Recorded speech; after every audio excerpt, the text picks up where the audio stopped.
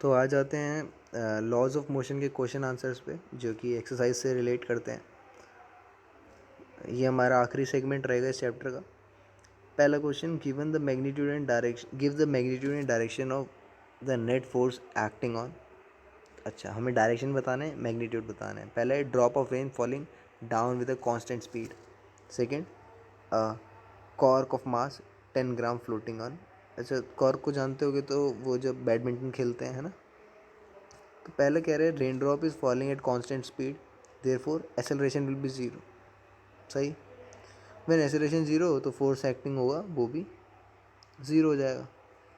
Second, cork is floating on water which means the weight of the cork is balanced by the upthrust. Upthrust होता है कि पानी का ऊपर जो प्रेशर या फोर्स पड़ रहा है, देयरफॉर द नेट फोर्स जो होगा वो भी ज़ीरो होगा, तभी तो फ्लोट कर पा रहा है। Since the car move with a constant velocity, acceleration zero होगा, है ना। तो कोई ना कोई चीज़ कांस्टेंट चीज़ चल रही है। The net force acting on high speed electron will be zero, क्योंकि electron is far from the material object and free of electric and magnetic fields. जितने दूर होगा उतना लेस इफेक्ट आएगा। पेबल का मास दे रखा है, अपवर्ड मोशन में क्या है, डायरेक्शन मैग्नीट्यूड आएगा फोर्स का हमें समझना है। तो F equal to m g होता है direction during the downward motion as the magnitude of the force will be equal to 0.5। Force जो होगा डाउनवर्ड होगा, है ना। अच्छा, अगर पेबल को 45 डिग्री से करेंगे, कुछ कुछ याद आ रहा है। हम ये प्रोजेक्टाइल का मतलब, अगर तुम्हें याद हो, प्रोजेक्टाइल की रेंज थी जो मैक्सिमम तब आती है 45 डिग्री पे, है ना। It will have both horizontal and vertical component, और highest point of vertical component will be zero. अगर हॉरिजॉन्टल कंपोनेंट जो है वो हमारा रेंज हो जाएगा, मोशन पे डिपेंड करता है। और the direction the force acting on the payable will downward, और मैग्नीट्यूड जो होगा 0.5 न्यूटन का, है ना, क्योंकि कोई और फोर्स नहीं लग रहा। थर्ड देखते हैं, थर्ड भी कुछ ऐसा ही है। मास और स्टोन दे रखा है, एक्सेलरेशन दे रखी है, नेट फोर्स कहाँ लगेगा, ये सब देखना है, ठीक है। फोर्थ अलग सा लग रहा है थोड़ा। Choose the correct alternative, tension का बताना है ना। Tension is kind of force. तो one end of a string length L is connected to a particle of mass M, other to a small peg. तो if the particle move in a circle with net speed दे रखी है, तो the net force acting on the particle will is T, जो कि centre के along है ना। सर्कुलर मोशन में हमने देखते थे। फोर्स दे रखा है negative, since it is retarding force, ठीक है। रिटार्डिंग फोर्स नेगेटिव होता है, समझना, क्योंकि एक्सेलरेशन नेगेटिव होती है ना। मास दे रखा है वी यू दे रखा है, हम निकाल सकते हैं इक्वेशन का यूज़ करके। अच्छा question. A constant force acting on a body of mass दे रखा है, changes its speed from this to that 25 second के अंदर अंदर। तो बताओ मैग्नीट्यूड डायरेक्शन क्या होगा। तो देखो, हमारे यहाँ एक्सेलरेशन निकालना है, फोर्स आ जाएगा, ठीक है। दिक्कत तुम्हें यहाँ पे ना कैलकुलेशन में नहीं होगी, तुम्हें यहाँ पे फॉर्मूले, या फिर तुम कह दो कि वेक्टर वेक्टर में दिक्कत आएगी थोड़ी बहुत। फोर्स निकालना है तो ये देखो, यहाँ रिजल्टेंट फोर्स ऐसा आ जाएगा दोनों मैग्नीट्यूड का, और हम tan इनवर्स 0.75 पे भी बीटा को छोड़ सकते हैं, ठीक है। नेक्स्ट क्वेश्चन भी सिमिलर काइंड ऑफ है ना। रॉकेट आ जाता है, मास दे रखा है, जी दे रखा है, एक्सेलरेशन क्या प्रोड्यूस होगी, तो 14.8 metre.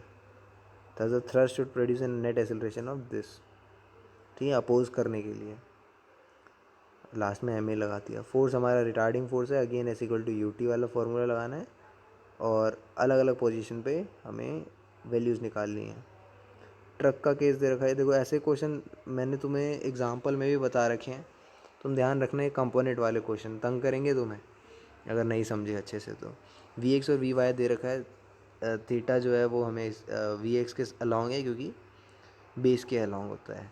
Initial velocity you they रखी है, ए दे रखा है, इक्वेशन डाल देंगे v equal to u plus a t, और कंपोनेंट्स के अलॉन्ग वैल्यूज़ निकाल देंगे। देन जो हमारा रिजल्टेंट आएगा root under v x square plus v y square आ जाएगा।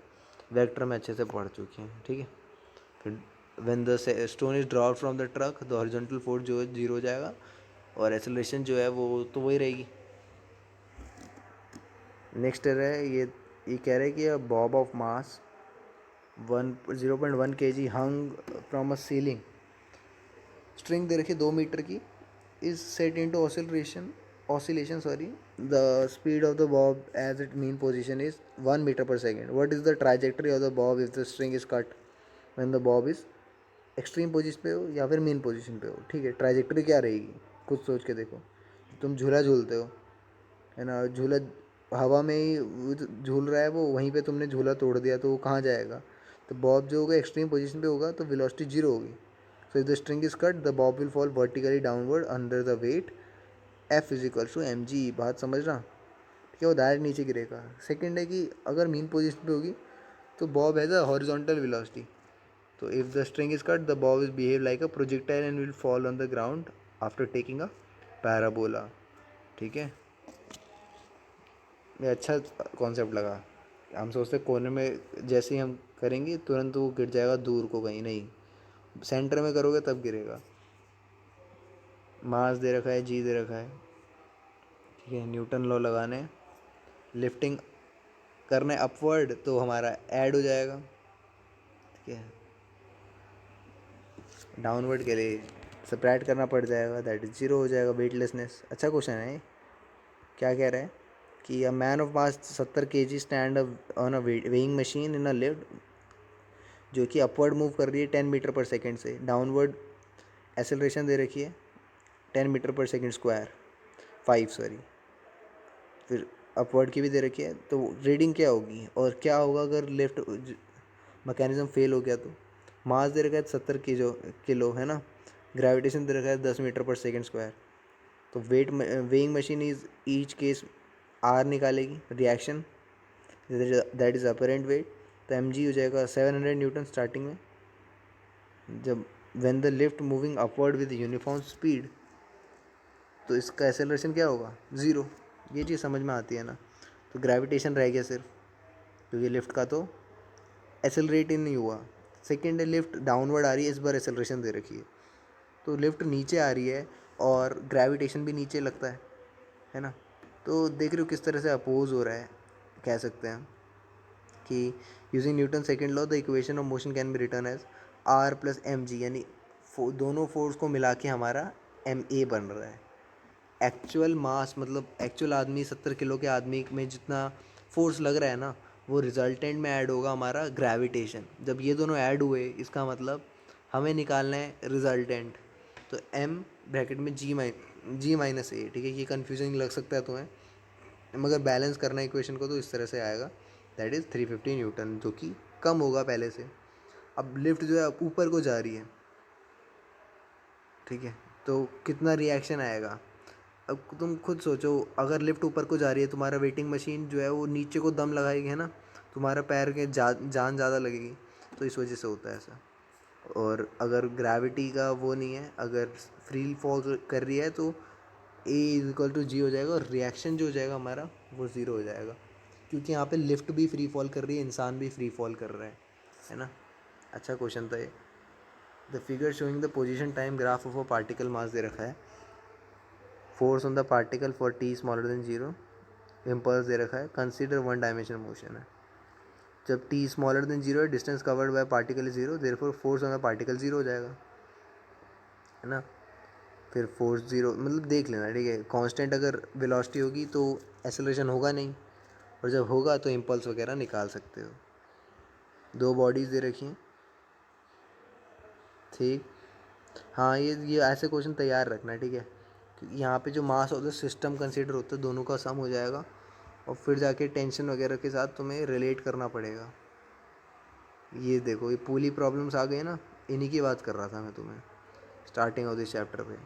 तो यहाँ पे न्यूटन सेकेंड लॉ, जैसे यही एग्जांपल देख लेते हैं कि दो मास दे रखे हैं 6 kg 12 किलो का, are connected at two end of a light inextensible string. ठीक है, यानी कुछ दिक्कत नहीं है. Find the acceleration of the mass and the tension on the string. क्या क्या बोला? दोनों मासेस का एक्सेलरेशन बताना है और दूसरा टेंशन बताना है स्ट्रिंग में जब मास रिलीज होते हैं तो. ठीक है, तो हमारे पास मास दे रखा है 8 और 12, टेंशन को टी मान लेते हैं. फिगर को थोड़ा FBD बना के चलना, फ्री बॉडी डायग्राम बताया था मैंने लेक्चर में. The heavier mass M2 will move downward and smaller mass M1 will move upward. ये बात तो फिक्स है ना, M2 नीचे हो जाएगा. न्यूटन सेकेंड लॉ लगाया तो for mass M1 T minus m g is equal to M1A. समझ में आया कैसे?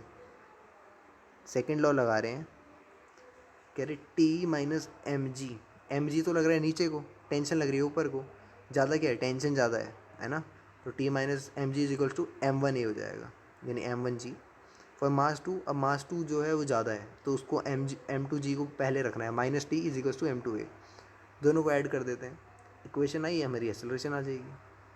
ठीक है, substituting the value acceleration we get, हमें एक्सेलरेशन पूछ रहे थे, आप टेंशन पूछ रहे हैं, तो टेंशन निकाल देंगे एक जगह वैल्यू रख के, है ना। न्यूक्लियस 17 देखते हैं, nucleus is at rest in a laboratory frame of reference, show that if it is disintegrated into small nuclei the product must move in opposite direction। दो मासेस हैं, टू डॉटर न्यूक्ली हैं, तो total linear momentum क्या हो जाएगा, m1v1 plus m2v2। Before disintegration nuclei जो होगा rest पे होगा, है ना, therefore linear momentum before disintegration जो होगा जीरो रहेगा, तो अप्लाइंग ये लॉ लगाया, zero equal to m1v1 plus m2v2, that is v1 जो हो जाएगा नेगेटिव ऑफ m2v2 बटे m1 हो जाएगा, तो नेगेटिव साइन क्या इंडिकेट करता है, अपोजिट डायरेक्शंस। ठीक है, थोड़ा बहुत इसको टेक्निकली लिया है इन्होंने, और लॉजिकली जो है थर्ड लॉ के भी कह सकते हैं। मास ऑफ ईच बॉल दे रखा है, देन ये सब हमें करना है, होप तुम कर पाओगे यार ये सब, है ना। हम हर इंडिविजुअल क्वेश्चन पे जाएंगे नहीं, स्टिल जो भी तुम्हें डाउट हो ना, मैं देख रहा हूँ, ये देखो ये अच्छा क्वेश्चन लगा, क्योंकि सर्कुलर मोशन की बात हो रही है तो एंगुलर वेलोसिटी आ जाती है, ठीक है, और फ्रीक्वेंसी वगैरह आ जाती है, तो एन जो है वो नंबर ऑफ रिवॉल्यूशन है, 40/60 कर देंगे। ठीक है, ये चीज़ जो है वो तुम कॉमन सेंस कह लो या मैथ्स में कह लो या फिर हम देखते हैं यार फिज़िक्स में, ठीक है, तो ये जो टॉर्क हो जाएगा, टॉर्क कह रहा हूँ, टेंशन जो हो जाएगा एम ओमेगा स्क्वायर आर हो जाएगा, and then we have to find out the maximum tension. ठीक है, 22 प्रॉब्लम जो है बोल रहे हैं कि the speed of stone increase होती है, तो फिर क्या होगा, तो at each point of circular motion velocity will be tangential, तो फिर फर्स्ट लॉ लगेगा, टेंजेंशियल डायरेक्शन में जाएगा, एक्सप्लेन वाई, तो ऐसे क्वेश्चन भी आ सकते हैं, कॉन्सेप्चुअल क्वेश्चन कहते हैं इन्हें। A horse can not pull a cart and run in empty space, तो हॉर्स जो है पुश करता है ग्राउंड को तब जाके तो पुल कर पाता है कार्ट को, है ना, तो ड्यू टू इनर्शिया। कहाँ गया सेकंड वाला, कह रहे हैं कि पैसेंजर आर थ्रोन, हाँ फॉरवर्ड, ठीक है, ये चीज़ तो यार तुम्हें 9 से पढ़ते आ रहे हो, क्यों होता है ऐसा, फर्स्ट लॉ ये लगेगा, it is easier to pull a lawn mower than to push it. होता क्या है, लॉन मोवर क्या होता है, देखिए जो कि मेरे को जहाँ तक लगता है वो घास वास साफ़ करने के लिए होता है ना गार्डन में।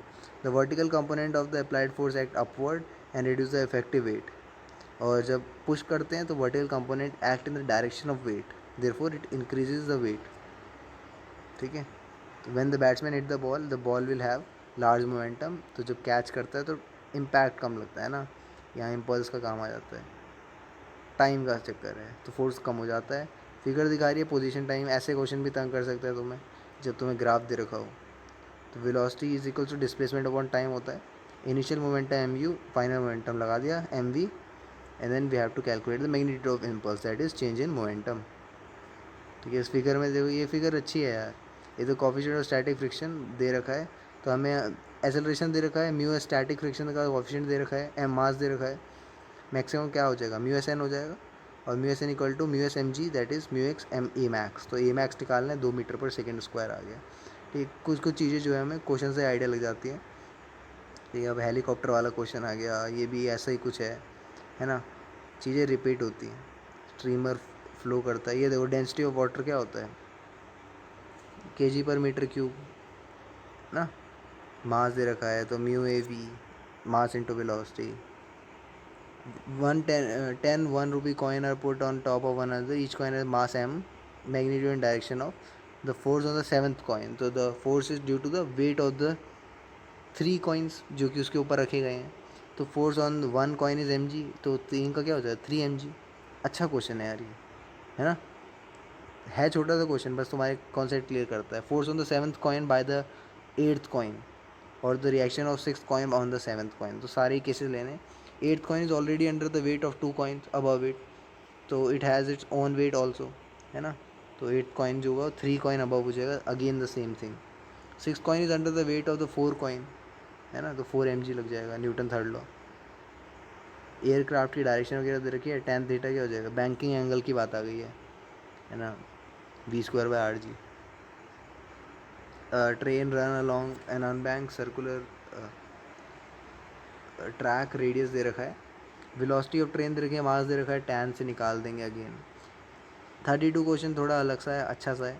अ ब्लॉक ऑफ मास 25 किलो का है, is raised by 50 kg man, 2 different ways as shown in figure. तो तुम बताना है कि what is the action on the floor by the man in the 2 cases. The floor जो है वो नॉर्मल फोर्स लगा पा रहे हैं 700 न्यूटन का, तो विच मोड किससे आसानी से उठ जाए। तो मैं अच्छा कॉमन सेंस बताता हूँ, जब हम घड़े से, सॉरी क्या कहते हैं उसको, तालाब, कुआँ, हाँ कुएँ से पानी निकालते तो कौन सा तरीका अपनाते हैं, बी वाला, है ना। तो बी में टेंशन कम लगती है, देखो यही समझाया गया है यहाँ पे।